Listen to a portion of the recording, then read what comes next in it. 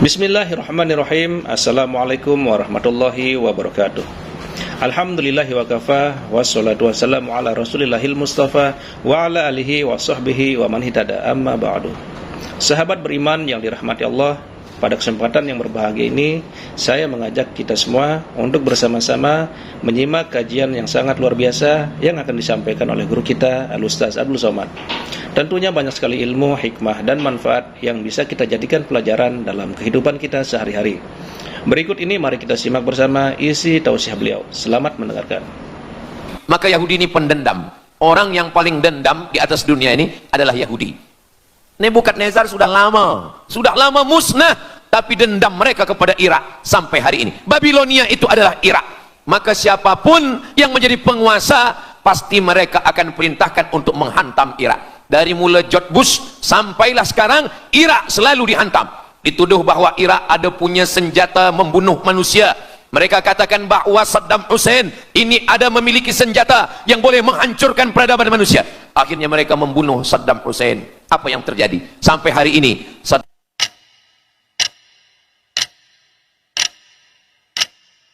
mengapa Israel ini ingin betul mengambil Palestina ini? Apa yang ada di Palestina? Apakah di Palestina itu ada emas? Apakah di Palestina itu ada perak? Mengapa mereka bersemangat betul ingin mengambil Palestina ini? Pada tahun 2007, Al-Faqir Abdul Somad, saya menterjemah satu buku berbahasa Arab, judulnya Tarikh Ad-Diyanah Al-Yahudiyah, ditulis oleh seorang ulama daripada Al-Iskandariyah, Mesir. Di situ dia bagi satu jawaban. Kenapa orang Israel itu amat sangat menginginkan Palestina? Rupanya ada seorang bernama Israel. Israel maknanya dua. Isra abdun. El bahasa Hebrew language, bahasa Ibrani. El artinya Tuhan. Israel artinya hamba Tuhan. Tapi mereka punya makna yang kedua. Israel artinya al-musari' lillah. Al-musari' lillah, orang yang bergulat, orang yang mengalahkan Tuhan. Rupanya Tuhan pernah kalah. Dan ketika Tuhan kalah, lalu Tuhan memberikan hadiah satu petak tanah. Dan tanah itu adalah tanah Palestina menurut mereka. Jadi mereka meyakini bahwa ketika Tuhan dikalahkan oleh Israel, maka hadiahnya adalah bumi Palestina. Itulah kenapa mereka amat sangat ingin mengambil tanah itu. Tapi kita pula, Palestina bagi kita adalah hijrahnya Nabi Muhammad sallallahu alaihi wasallam yang dituliskan dalam Al-Qur'an. A'udzubillahi minasyaitonir rajim. Subhanalladzi asra bi'abdihi lailan minal masjidil haram ilal masjidil aqsa alladzi barakna haulah. Dulu semasa belajar di Al-Azhar ada satu subjek namanya Al-Milal wan Nihal. Al-Milal maknanya aliran-aliran keagamaan, wan Nihal agama-agama. Maka salah satu aliran itu disebut dengan Zion. Zion adalah nama satu bukit yang ada di Palestina. Lalu mereka mengambil nama ini sebagai satu gerakan dunia. Dalam bahasa Arabnya disebut dengan As-Sahyuniyah atau Zionis. Mereka ingin mengembalikan Yahudi ke Palestina. Apa yang membuat mereka ingin? Rupa-rupanya mereka meyakini bahwa mereka menunggu-nunggu seorang lelaki. Lelaki itu bernama Mesiah. Dalam bahasa mereka sebut dengan Mesiah. Dalam bahasa Arabnya adalah Al-Masih. Al-Masih diambil dari kata masaha. Masaha artinya disapu. Kita dalam wudhu ada menyapu. Idza qumtum ila shalah, kalau kamu ingin sembahyang, faghsilu wujuhakum, muka dibasuh. Wa aydiyakum ilal marafiq, tangan pun dibasuh hingga ke siku. Tapi kepala dengan telinga tidak dibasuh. Kepala dengan telinga disapu. Wamsahu biru'usikum, disapu. Jadi kenapa dia dikatakan Al-Masih? Kerana dua. Pertama, waktu lahirnya badannya disapu dengan minyak. Yang kedua, setelah dia besar, bila dia tengok orang lumpuh, dia sapu. Orang yang lumpuh boleh tegak berdiri. Bila nampak orang buta, dia sapu. Orang buta boleh menengok. Bila nampak orang mati, dia sapu. Dan orang mati pun boleh tegak berdiri. Dia tunjuk tanah, ya ard umbuti, wahai tanah tumbuh tanaman. Dia tunjuk langit, ya sama imtiri, turunkan hujan. Dia tunjuk orang mati, ya mayyit qum, orang mati tegak berdiri. Maka dia disebut dengan Al-Masih. Tapi Al-Masih ini ada yang original. Itulah dia Al-Masih Isa anak Maryam alaihissalam. Tapi ada Al-Masih satu lagi. macam Isa.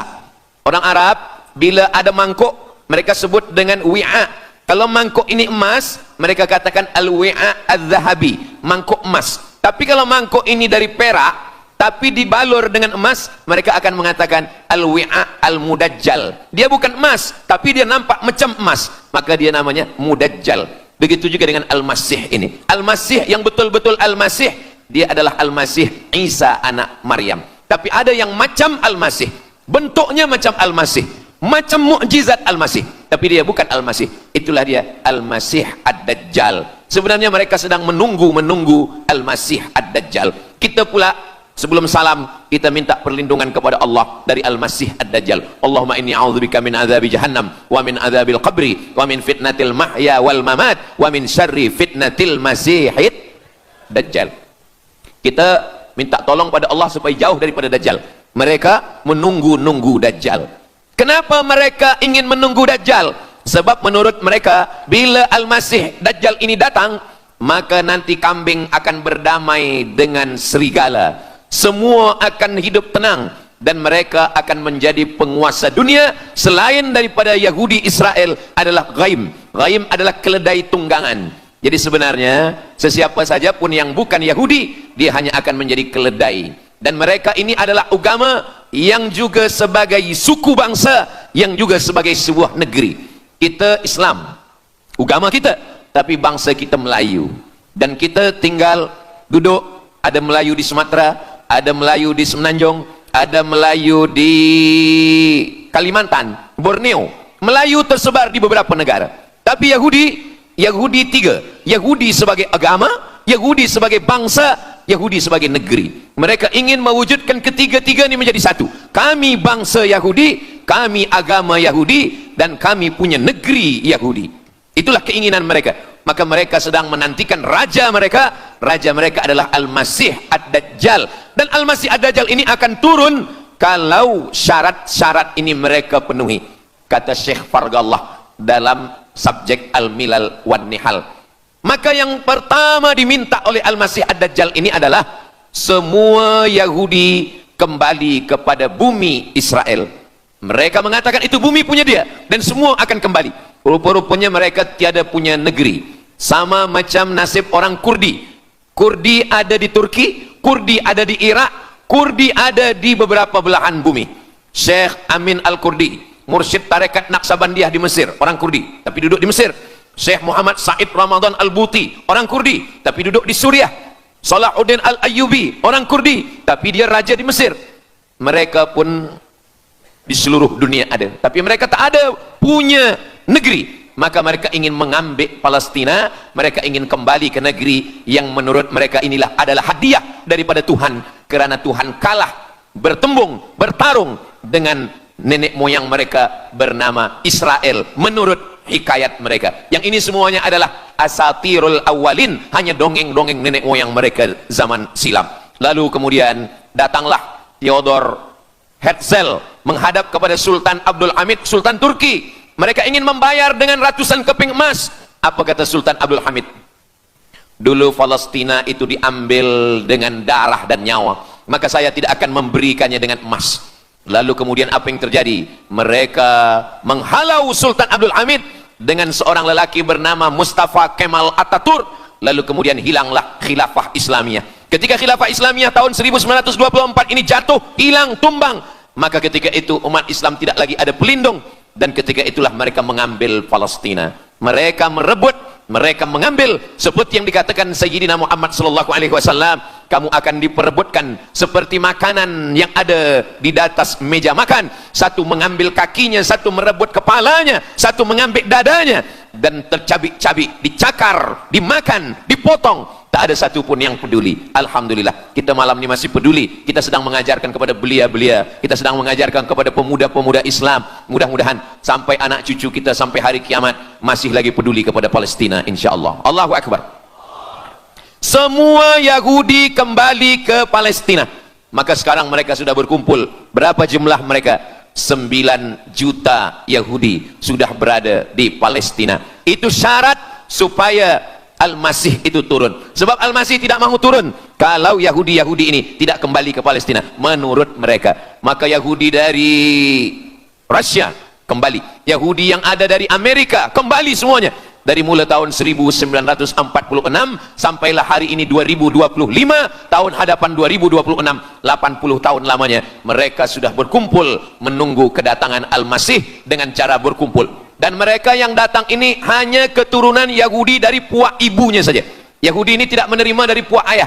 Jadi kalau ada ayahnya Yahudi, emaknya tak Yahudi, dia tiada diterima. Sebab mereka guna dari puak ibu. Maka bila ibunya Yahudi, maka dia akan diterima. Ada satu Yahudi yang tidak diterima, Yahudi Falasha dari Afrika. Yahudi Falasha ini datang, mereka dari Ethiopia, mereka menyeberang ke Sudan, dari Sudan mereka masuk ke Mesir, dan mereka datang ke Palestina. Mereka pun nak masuk juga, tapi mereka tertolak. Sebab dia mengaku Yahudi, tapi kulit dia hitam. Saya tak tahu di tempat kita, tapi di tempat saya banyak juga Yahudi, namanya Yahudi pesek. Kulit dia hitam, hidung dia pesek, tapi otak dia Yahudi. Ini lebih berbahaya lagi. Mereka menyebarkan kebencian. Jadi sebenarnya Yahudi adalah makhluk yang paling unsuri, rasisme. Mereka tiada menerima selain daripada Yahudi. Siapapun yang datang ingin mengaku orang Yahudi, kalau ditengok nasabnya tidak sesuai daripada ibu, dia tidak akan diterima. Sedarlah wahai orang yang membela-bela Yahudi. Wahai orang yang membela Yahudi, kalau kamu bukan Yahudi, maka kamu tidak akan diterima, kerana Yahudi adalah agama, Yahudi adalah bangsa, dan Yahudi adalah negeri. Mereka ingin mewujudkan ini. Maka berdatanganlah Yahudi beramai-ramai, lalu mereka pun turun ke Palestina. Sampai hari ini mereka terus berdatangan. Lalu kemudian yang kedua, syarat Yahudi didatangi oleh Al-Masih, Mesias, mereka mesti menanam tanaman yang hijau. Jadi kalau mereka bayangkan, Al-Masih ini sedang berada di langit, dia selalu memandang ke bawah, dia tengok Yahudi dah berkumpul atau belum. Kalau berkumpul dia tak nak turun. Bila dah berkumpul semua ramai, baru dia turun. Dah berkumpul 5 juta, dia belum juga turun. Dah berkumpul 9 juta, dia belum juga turun. Rupanya yang kedua, dia ingin supaya tanah Palestina itu hijau. Bila nanti dah hijau semua, baru dia turun. Dan tanaman yang hijau itu pun dia yang memilihkan tanamannya. Tanamannya adalah yang disebutkan Nabi 14 abad silam, Syajaratul Gharqad. Nanti semua akan membela umat Islam. Sampai-sampai batu berkata, apa kata batu? Ya abdallah, wahai hamba Allah, hadza Yahudi khalfi, ini di belakang saya ada Yahudi, faktulhu, bunuhlah dia. Kata Nabi, jangankan manusia, batu pun membela umat Islam. Batu akan berkata, ya abdallah, wahai hamba Allah, hadza Yahudi, ini di belakang saya ada Yahudi, faktulhu, bunuh dia. Tapi ada satu yang membela mereka. Siapa dia? Syajaratul Gharqad, pokok kayu Gharqad. Allah menunjukkan sampai hari ini mereka menanam pokok Gharqad ini. Saya belajar ke Mesir tahun 1998. Musim panas tahun 1999, saya pergi ke satu kawasan bernama Aris. Selepas itu pergi ke sebuah kota. Kota ini bernama Rafah. Rafah ini dibagi dua. Setengah diambil oleh Yahudi, setengah lagi diambil oleh Mesir. Dari sempadan ini kita boleh menengok hijau. Lalu saya pun bertanya kepada ulama yang mendampingi kami, Tuan Syekh, itu pokok apa yang hijau? Kata Syekh, itulah pokok yang disebutkan Nabi Muhammad sallallahu alaihi wasallam. Pokok itu bernama Syajaratul Gharqad, dan mereka memang menanam pokok itu sekarang. Supaya apa? Supaya Al-Masih menengok dari atas, bila dia tengok dah hijau, dia pun akan turun menurut keyakinan Yahudi. Yahudi sudah berkumpul 9 juta orang. Pokok Gharqad sudah ditanam, sudah. Ada lagi, apa dia? Mesti menghancurkan Babilonia. Babilonia adalah raja yang dulu menghancurkan kerajaan Yahudi. Nama rajanya Nebukadnezar. Nebukadnezar dari Babilonia menghancurkan kerajaan Yahudi. Maka Yahudi ini pendendam. Orang yang paling dendam di atas dunia ini adalah Yahudi. Nebukadnezar sudah lama musnah, tapi dendam mereka kepada Irak sampai hari ini. Babilonia itu adalah Irak. Maka siapapun yang menjadi penguasa, pasti mereka akan perintahkan untuk menghantam Irak. Dari mula George Bush sampailah sekarang, Irak selalu dihantam. Dituduh bahwa Irak ada punya senjata membunuh manusia. Mereka katakan bahwa Saddam Hussein ini ada memiliki senjata yang boleh menghancurkan peradaban manusia. Akhirnya mereka membunuh Saddam Hussein. Apa yang terjadi? Sampai hari ini Saddam Hussein tiada memiliki apapun untuk menghancurkan umat manusia. Jadi sebenarnya adalah ini agenda daripada Yahudi. Mereka ingin menghancurkan Babilonia, dan Babilonia itu adalah Irak pada zaman modern sekarang ini. Setiap penguasa pasti menghancurkan Irak, sebab mereka amat sangat benci dan dendam kesumat kepada Irak. Ada buku judulnya Al-Yahud fi Masr, orang Yahudi di Mesir. Lalu kemudian seorang jenderal Yahudi bernama Musa Dayan buta matanya sebelah. Lalu Musa Dayan ini meminta kepada Presiden Prancis bernama de Gaulle. Lalu de Gaulle pun menelpon Presiden Mesir bernama Anwar Sadat. Bukunya ada, saya simpan di rumah. Dia katakan bahwa kepada Anwar Sadat, wahai Tuan Presiden Anwar Sadat, ini mami yang ada di Museum Mesir Kaherah itu sedang sakit. Jadi untuk menyehatkannya mesti dibawa ke Prancis, ke Paris. Lalu disediakanlah pesawat terbang untuk membawa mami ini. Dulu saya pernah dengar tazkirah Ustaz Azhar Idrus, jangan anak panggil mami, sebab mami itu inilah mami Fir'aun, mami return. Ini mami ini sakit, maka dia mesti disehatkan, ada bakteri, maka dia mesti disehatkan, dibawa ke Paris, Prancis. Akhirnya diterbangkan pada masa Presiden Anwar Sadat, dibawa ke hospital. Sampai di hospital, rupa-rupanya Jenderal Musa Dayan yang buta sebelah sudah menunggu mami. Begitu mami Ramses II, Fir'aun sampai, dia terus meninju muka mami itu. Kenapa? Sebab dia dendam. Inilah yang dulu menghalau nenek moyang dia dari Mesir. Gila. Yahudi ini adalah orang-orang yang gila. Sampai hari ini mereka punya dendam yang tak berkesudahan. Sampai mami yang sudah menjadi kering, kita pun menengoknya biasa-biasa saja. Tapi Musa Dayan melampiaskan dendam kesumat dia sampai pada masa Presiden Anwar Sadat, yang akhirnya Anwar Sadat pun mati terbunuh, ditembak oleh Khalid Islambuli. Begitulah Allah Subhanahu wa taala menceritakan saksi sejarah supaya umat Islam faham bagaimana pikiran, bagaimana sakit jiwanya orang-orang Yahudi. Mereka sudah berkumpul di Palestina 9 juta. Tanam-tanaman hijau sudah ditanam. Irak sudah dihantam, hancur lebur Irak. Apa lagi yang mereka lakukan? Tanah Palestina mesti merah. Tanah Palestina tidak boleh hitam. Tanah Palestina mesti merah. Apa yang membuat tanah Palestina merah? Merah kerana darah budak-budak, anak-anak yang tak berdosa dari Palestina. Jadi kalau ada orang yang hari ini terheran-heran, mengapa mereka membunuh budak kecil? Mengapa mereka menjatuhkan bom untuk menghancurkan rumah, membunuh perempuan yang hamil tiada berdosa? Tapi bila orang faham, dia mengerti. Sesungguhnya mereka ingin supaya darah anak-anak yang tiada berdosa itu tumpah. Kalau darah itu sudah tumpah, disitulah mereka menantikan supaya Al-Masih, Mesiah itu turun membela. Sebab itu adalah raja di raja mereka. Apa yang terjadi sebenarnya hari ini? Yang terjadi sebenarnya adalah mereka membangun, membina sebuah kerajaan dari khayal, dari pikiran gila. Maka ada seorang yang tidak percaya kepada Allah, dia atheist, dia tak percaya kepada Tuhan, namanya Roger Jaroudi. Tapi akhirnya dia dapat hidayah, dia masuk Islam. Selepas masuk Islam, dia tulis buku bahwa Israel, Yahudi mendirikan negara berdasarkan mitologi, berdasarkan khurafat, berdasarkan kisah-kisah bohong, dusta. Tapi mereka percaya dengan dusta itu. Lalu kemudian Roger Jaroudi ditangkap oleh pemerintah Prancis, dimasukkan ke dalam penjara. Bukunya diterjemahkan ke dalam bahasa Arab, diterjemahkan ke dalam bahasa Melayu. Roger Jaroudi, bagaimana orang Yahudi Israel membina kerajaan negara berdasarkan khayal, berdasarkan tipu, berdasarkan dusta, berdasarkan mitologi, berdasarkan asatirul awalin, dongeng-dongeng daripada nenek moyang mereka dulu. Lalu kemudian hari ini kita sudah menengok, darah itu sudah tumpah merata-rata di tanah Palestina. Kenapa Al-Masih, Mesiah belum juga turun? Kenapa belum datang juga Mesiah yang mereka tunggu itu? Rupanya ada syarat lagi yang belum. Apa dia? Mereka mesti membina satu yang disebut dengan Haikal Sulaiman, Temple of King Solomon.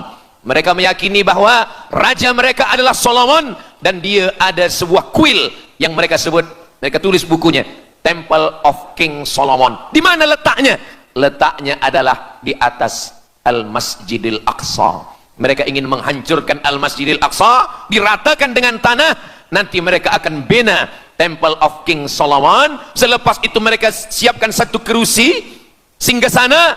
Selepas itu nanti barulah turun Al-Masih, Mesiah yang dijanjikan menurut mereka. Yang semuanya ini adalah dusta, bohong, tipu daripada Zionis, kerana mereka ingin menguasai dan mereka ingin membuat sebuah negara yang sangat besar, yang negara itu disebut dengan The Great Israelian, Israel Raya.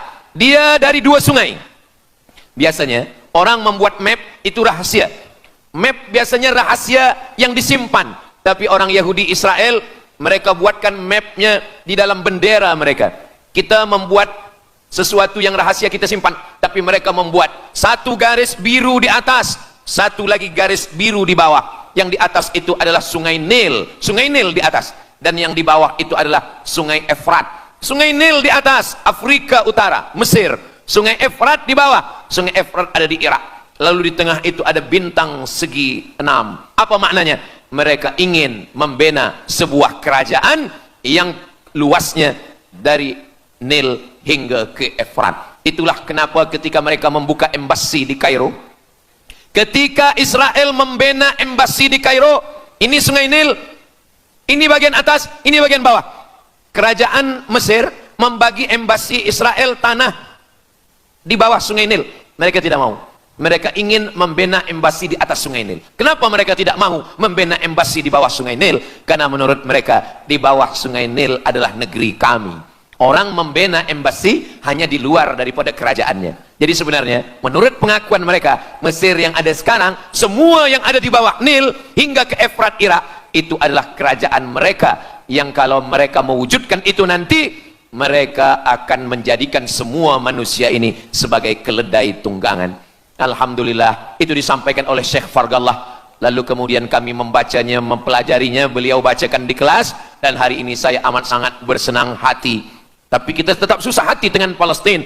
Saya merasa senang hati sebab saya boleh menyampaikannya kepada para belia pemuda muslimin muslimat yang hadir malam ini. Macam mana suara saya, jelas tak jelas? Jelas. Yang saya sampaikan ini boleh faham? Alhamdulillah. Yang tak faham nanti faham sendiri insyaallah. Begitulah Allah Subhanahu wa taala. Saya dulu pernah berjumpa dengan Syekh Muhammad Jibril. Lalu kemudian saya tanya Syekh Muhammad Jibril, "Syekh, kenapa Allah membinasakan kaum Ad, kaum Samud, kaum Madian? Wa ila Samud akhahum Salihah, wa ila Madian akhahum Syuaiba, wa ila Adin akhahum Huda." Madian, Samud, Ad, semuanya musnah. Iram dzatil imad, Iram hilang semuanya. Tapi kenapa Yahudi ini masih ada sekarang? Kenapa Allah tak musnahkan? Kata Syekh Muhammad Jibril, Allah Maha Kuasa untuk memusnahkan Yahudi Israel. Senang saja bagi Allah. Innama amruhu idza arada syai'an ayyaqula lahu kun fayakun. Yahudi Israel mati semua rata dengan tanah. Satu jeritan malaikat mati mereka semua. Allah goncangkan bumi, habis mereka ditelan bumi. Ya bunayya, wahai anakku, kalaulah Israel Yahudi ini mati, lalu kamu masuk surga dengan apa, kata dia.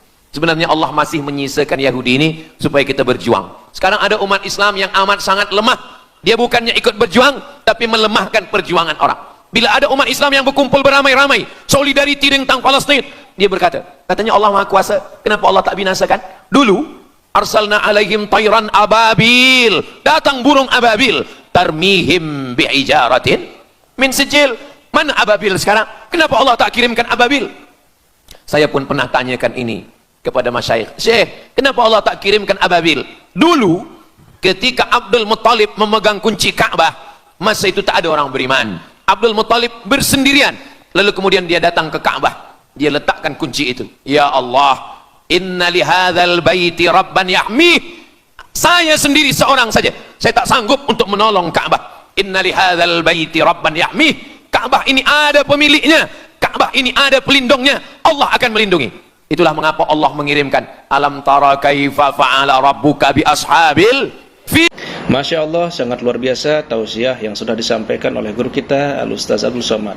Sahabat beriman yang dimuliakan Allah, tetaplah di channel ini karena kajian ini belum selesai dan masih banyak lagi hal-hal menarik yang akan disampaikan oleh beliau. Tetaplah di channel ini dan mari kita lanjutkan kembali. Selamat mendengarkan. Alam yaj'al kaidahum fi tadlil. Kenapa Allah kirimkan tayran ababil? Karena tidak ada orang beriman, hanya Abdul Muttalib sendiri. Tapi sekarang 2 miliar orang beriman yang bersyahadat asyhadu an la ilaha illallah wa asyhadu anna Muhammadan Rasulullah. Itulah kenapa Allah tidak mengirimkan tayran ababil. Itulah kenapa Allah tidak membuatkan goncangan. Itulah kenapa. Tapi sedikit banyak Allah mulai menurunkan pertolongannya. Kalau sudah datang pertolongan Allah Subhanahu wa taala, idza jaa nasrullah, kalau sudah datang pertolongan Allah, idza jaa nasrullah wal fath, kemenangan, wa ra'aitan nasa yadkhuluna fi dinillahi afwaja. Insyaallah, alaysa subuhu biqarib, subuh tak lama lagi. Pertolongan Allah pasti datang. Nasrum minallah wa fathun qarib. Hasbunallah wa ni'mal wakil. Ni'mal maula wa ni'man nasir. Wala haula wala quwata illa billahil aliyil azim. Kalau kita seorang cikgu, kalau kita seorang ulama, sampaikanlah kepada umat. Sebagai seorang ayah, sampaikan kepada anak. Sebagai seorang ahli keluarga, kita mesti ingatkan, buatkan baju dengan lambang, simbol, bendera penderitaan Palestina. Kalau kita menonton dengan keluarga di rumah, tontonkan bagaimana penderitaan anak-anak di Palestina.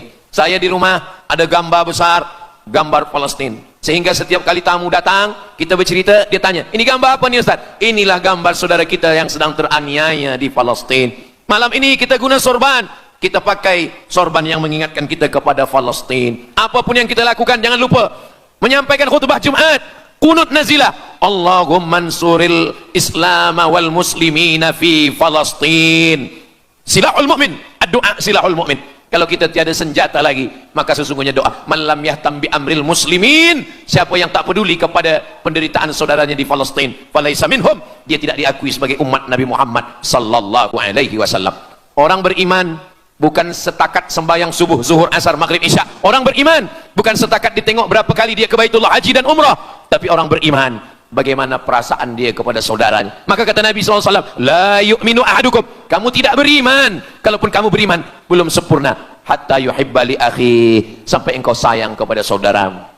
Ma yuhibbu li nafsih, sayang kepada saudara seperti sayang pada diri sendiri. Kalau anak saudara kita di Palestina teraniaya, kita lebih teraniaya. Kalau pipi kita dicubit sakit, begitu juga dengan saudara kita di Palestina. Kita memang hidup pada zaman yang susah, yang payah. Beruntunglah datuk nenek moyang kita 100 tahun yang lampau, mereka selamat dari fitnah ini. Tapi kita pun tak boleh mengutuk nasib. Mengapa saya hidup sekarang? Kenapa kami hidup tahun 1447 ini ya Allah? Tentu ada hikmahnya. Allah hidupkan kita hari ini. Kenapa saya tak hidup zaman Nabi? Kalau ada pemuda belia sekarang datang kepada Ustaz Abdul Somad, Ustaz Somad, kenapa saya tak hidup zaman Nabi? Kalau saya hidup zaman Nabi mungkin saya baik. Kamu yang komplain kepada Allah, kalau kamu hidup zaman Nabi mungkin tidak ikut Nabi, ikut Abu Lahab, ikut Abu Jahal. Kita dihidupkan Allah hari ini, kita masih bersama dengan guru kita, Al-Fadhil Ustaz Azhar Idrus. Kita masih bersama dengan orang-orang baik, orang mulia. Alaikum bil jamaah, kata Nabi SAW. Man syadza syadza finnar, jangan bersendirian, sendirian masuk neraka. Kita mesti berjamaah. Alhamdulillah, yang ada kuasa dengan kuasanya, yang ada fatwa dengan fatwanya, yang ada ilmu dengan ilmunya. Bagi penuntut-penuntut, pelajar-pelajar, tonton, buat video, buat apapun yang boleh kita buat, share, gambar, semuanya itu ada tanggung jawab kita di hadapan Allah Subhanahu wa taala. Kullukum ra'in, setiap kamu pemimpin, hadap ke Baitul Maqdis 17 hingga 18 bulan. Sampai akhirnya pada bulan Sya'ban turun ayat, qad nara taqalluba wajhika fis sama', kami menengok wajah engkau menghadap ke arah langit. Fawalli wajhaka syatral masjidil haram, hadapkanlah wajahmu ke arah Masjidil Haram. Lalu Nabi pun menghadap ke arah Masjidil Haram. Selepas itu sahabat datang beramai-ramai menjumpai Nabi Muhammad SAW. Ya Rasulullah, bagaimana saudara kami yang sembahyang, yang sholat 16 bulan, 17 bulan, 18 bulan, dia menghadap ke Palestina, apakah sholatnya diterima Allah? Turun ayat, wa ma kana Allahu liyudhi'a imanahum. Tafsirnya, wa ma kana Allahu liyudhi'a salatahum. Allah tidak menyia-nyiakan sembahyang mereka, Allah tidak menyia-nyiakan sholat mereka. Sembahyang mereka yang dulu menghadap ke Baitul Maqdis diterima Allah atau tidak, itu yang mereka cemaskan, itu yang mereka khawatirkan. Sembahyang yang 18 bulan itu yang mereka takutkan. Bagaimana kita sekarang? Bagaimana sembahyang saudara kita? Bagaimana puasa mereka? Bagaimana musim sejuk mereka sejuk? Bagaimana mereka tak boleh makan, tak boleh minum? Kalau kita sudah berbuat di luar kemampuan kita, kita tidak akan dituntut di hadapan Allah. La yukallifullahu nafsan illa wus'aha. Mudah-mudahan apa yang kita lakukan malam ini, kita bangkitkan semangat jamaah. Selemah-lemahnya adalah doa. Selemah-lemah kekuatan orang beriman adalah melafazkan doa kepada Allah supaya Allah memberikan pertolongan. Tak ada yang susah bagi Allah Subhanahu wa taala. Itulah yang boleh Al-Fakir sampaikan pada malam hari ini, solidariti kita tentang Palestina. Mudah-mudahan ada manfaatnya. Banyak cakap kata yang tak berkenan di hati, menyinggung perasaan. Saya memohon maaf, beribu-ribu maaf. Mudah-mudahan yang kita lakukan malam ini diridhai Allah Subhanahu wa taala dan boleh kita bawa bekal menghadap Allah. Bila kita mati ditanya oleh Allah, inilah jawaban kita. Kami sudah berkumpul, kami sudah bangkitkan semangat, kami sudah berdoa, kami sudah menjelaskan bagaimana jahatnya Yahudi di Palestina. Akhirnya saya tutup dengan pantun penutup, menangkap puyuh di Bukit Selasih. Thank you dan terima kasih. Aku qauli hadza astaghfirullah li wa lakum. Allahu akbar. Allahu akbar. Allahu akbar. Sallu ala Nabi Muhammad. Allahumma salli ala Sayyidina Muhammad wa ala ali Sayyidina Muhammad. Terima kasih segala perhatian. Mohon maaf segala kesilapan dan kekhilafan. Wassalamualaikum warahmatullahi wabarakatuh. Alhamdulillahirrabbilalamin. Demikianlah tausiah penuh ilmu, hikmah dan manfaat yang sudah disampaikan oleh guru kita Al-Ustaz Abdul Somad. Sahabat beriman yang dimuliakan Allah, mari kita doakan guru kita, semoga beliau selalu diberikan kesehatan dan dimudahkan segala urusannya. Dan buat sahabat semua yang sudah setia menyimak kajian ini sampai selesai, saya ucapkan terima kasih banyak. Semoga Allah Subhanahu wa taala melimpahkan segala rahmat dan karunia-Nya kepada sahabat semua. Selalu diberikan kesehatan, dimudahkan segala urusannya dan dilancarkan rezekinya. Amin ya rabbal alamin. Demikian yang dapat saya bagikan, kurang lebihnya mohon maaf. Sampai bertemu lagi di kajian berikutnya. Wabillahi taufik wal hidayah. Wassalamualaikum warahmatullahi wabarakatuh. Setelah kita mendengarkan bersama kajian yang sangat luar biasa dari guru kita Al-Ustaz Abdul Somad, sekarang mari kita lanjutkan aktivitas kita masing-masing. Semoga apa yang sudah beliau sampaikan kepada kita semua menjadi ilmu yang bermanfaat dalam kehidupan kita sehari-hari. Buat sahabat semua, saya ucapkan selamat beraktivitas dan sukses selalu.